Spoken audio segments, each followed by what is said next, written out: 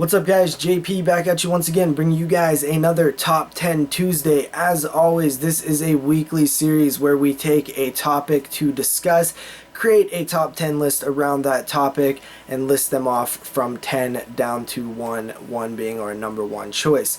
The topic this week is road horror, which I am a huge fan of. Love road horror movies. I had a list of about 15 or 20 titles that I wanted to include on this list, all of which are very good road horror movies, but had to narrow it down to 10.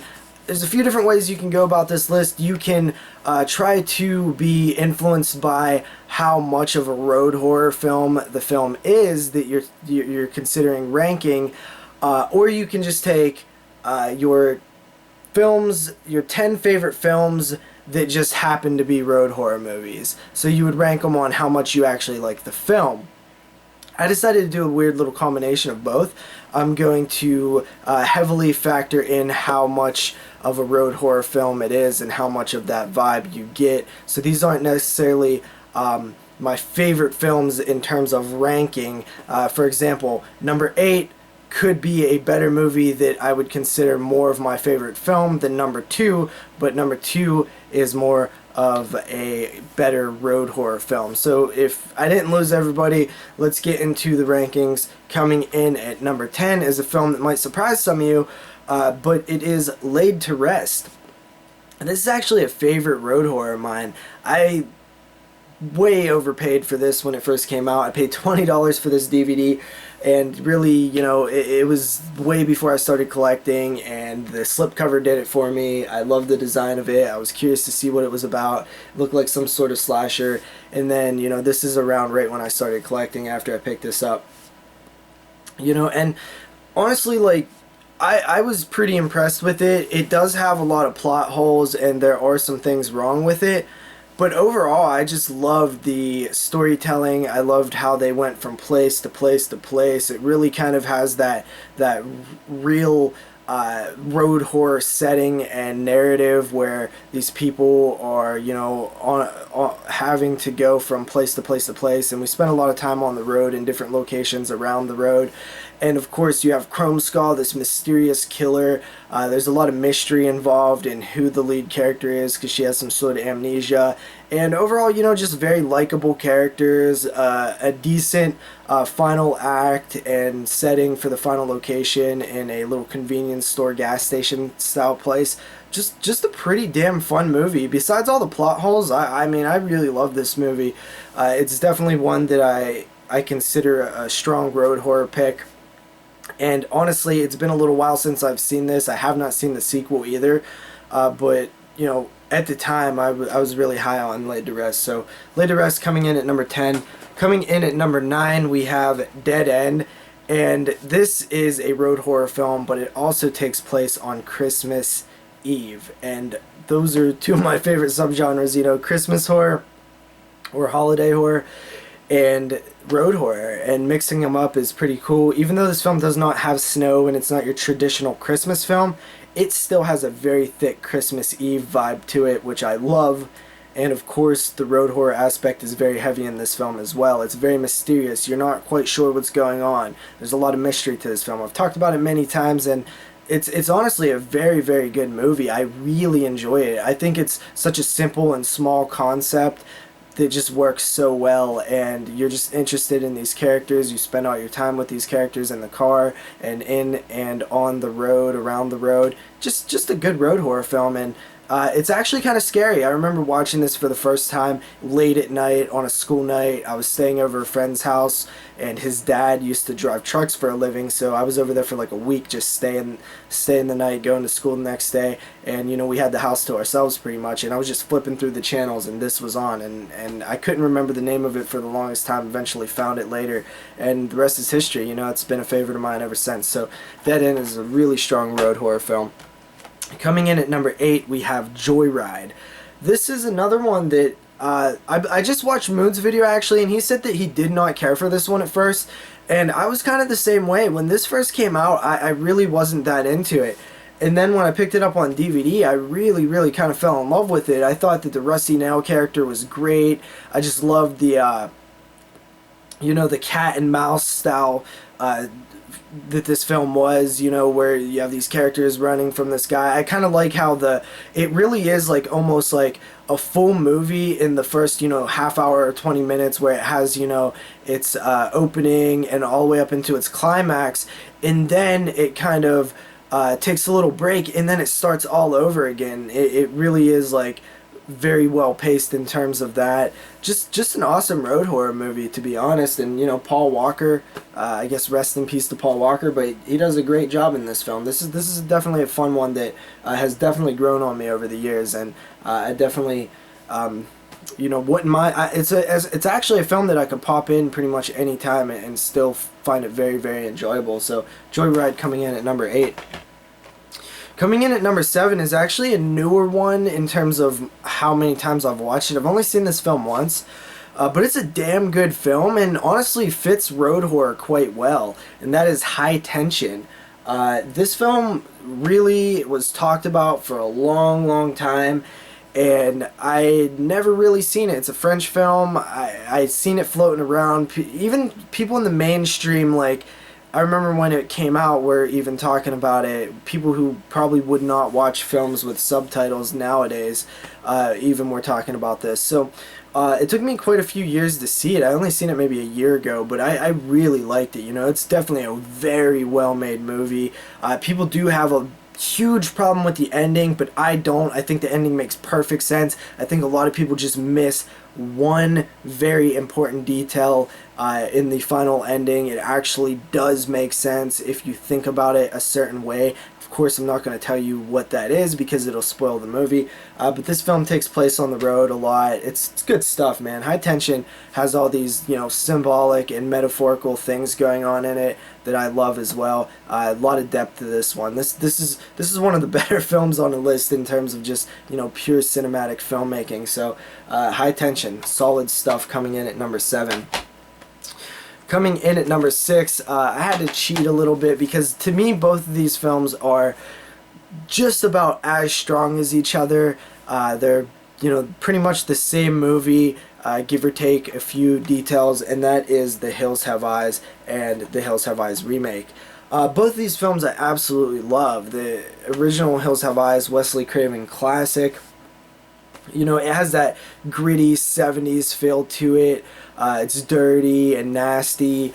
And then the remake, which is a little bit more polished but still has some of that grit to it.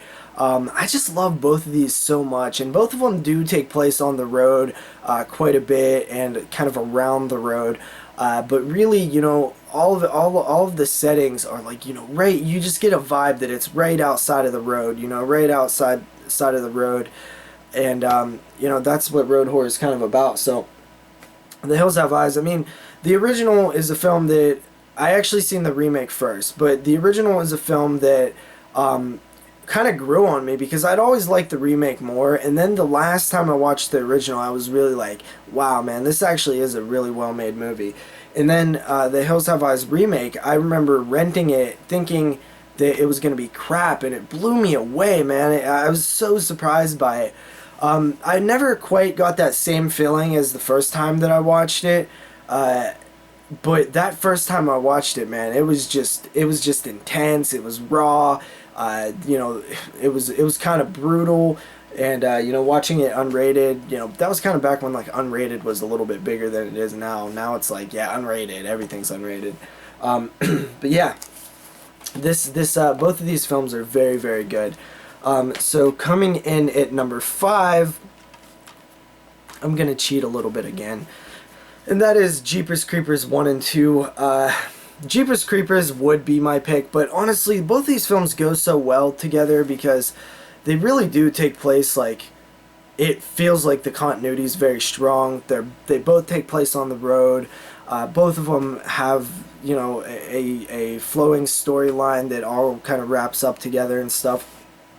I love the original Jeepers Creepers. It's actually, I remember when this came out, it's really one of the truest modern monster movies. I mean, you don't really see many monsters created in modern times, and the Creeper was a good monster. It really was. It was an effective, scary movie. 2003, I think. That movie scared the piss out of me, you know, even back then, dude. I thought, or 2001 actually was the first Jeepers Creepers. So, even back then, man, it definitely was very effective. I found it to be pretty scary. I love all the different settings and places they go to on the road. The first part of the film is very much just like almost like a, you know, kind of like a, the Hitcher style where this guy's after him, and then the second part becomes like a monster movie. But it all takes place on the road. And the second one, I know Moods is not the biggest fan of, but I really really love it as well. It's a great movie. I like both of these a lot. I mean, I can pop them in right now and enjoy both of them. They're both fantastic movies. I like both of them a lot. So, coming in at number 4, we have The Battery. Now, The Battery is a film that we reviewed on the podcast. We all three loved it and made our Hall of Fame. And this film really does kind of encapsulate like the buddy film and like the road horror. It just from the beginning to the climax, the ending. I mean, just scene after scene after scene is just well crafted, well done. Truly amazing, visually stunning. The music is great. The storyline is great. The dialogue is great. I mean, the acting is probably the only thing that you could nitpick at, but even then, I still think it's pretty solid. It's definitely solid by Jeremy Gardner. He does a fantastic job, man. This is such a good fucking movie, dude. I recommend this to everybody. People who don't even like horror films, I'll be like, oh, you like baseball? Well, I got a film for you, The Battery. It's about this pitcher and catcher duo who are trying to survive the zombie apocalypse. Oh, you like The Walking Dead? Well, you should check out this film called The Battery. It's a really good zombie film, kind of like The Walking Dead, but better. So yeah, I mean, I pimp this movie out all the time. I love it. It's a truly amazing movie. Love The Battery. Coming in at number 3, we have The Hitcher.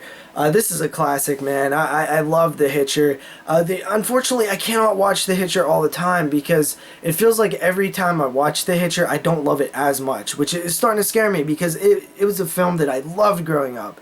It's a great movie in terms of like, just the way that the story goes, and you have like this just pure like asshole guy, and you don't know why he's doing this. You don't know why he's after the kid and stuff. I mean, it's just a awesome road horror movie. This is probably the best example of what a road horror movie is. You spend a lot of time on the road, and The Hitcher is classic stuff, man. Needs a damn Blu-ray release. Coming in at number 2, we have Phantasm II, and this film is similar to The Battery, where it's like a buddy film, but it also has a lot to do with like the road aspect. They're traveling from town to town, and although you don't see a lot of scenes of that, you get a feel for it. You get a feel that Reggie and Mike have been on the road for a long time. They even say it in the dialogue sometimes, and I love that about the film. It just has this feeling to where they've traveled across most of the western part of the country, and they just keep going from abandoned town to abandoned town, and they're constantly suiting up, going out, and fighting the tall man's minions. Good stuff. I love Phantasm 2. It's one of my favorite sequels ever, dude. It's good stuff. And then coming in at number 1 should be no surprise to anybody. It is the Texas Chainsaw Massacre. This is one of my, well, it's actually not one of, it is my favorite movie of all time. And it is a damn good road horror film, and I just love that, like, it starts on the road and ends on the road, so it's kind of like bookend by these road scenes, and really, it does have a big road feel, because you have these characters who are, Sally, who is, going to see her grandfather's cemetery, and then driving down the road, picking up the hitchhiker, releasing the hitchhiker, stopping at the gas station, then driving to their house, then walking through the woods, ending up at the Sawyer house, escaping there, running back to the gas station, right, going back to the house, then back to the road again, where the film ends. And I just love that about it. You know, it has a road feel, even though we don't spend that much time on the road. And there's a million other reasons why I love TCM, but we're gonna have to cut it short, guys. It's been a long video. I'm actually extremely tired. I'm gonna go pop in a movie, lay down, and hit the bed. I'll see you guys next time. Peace out.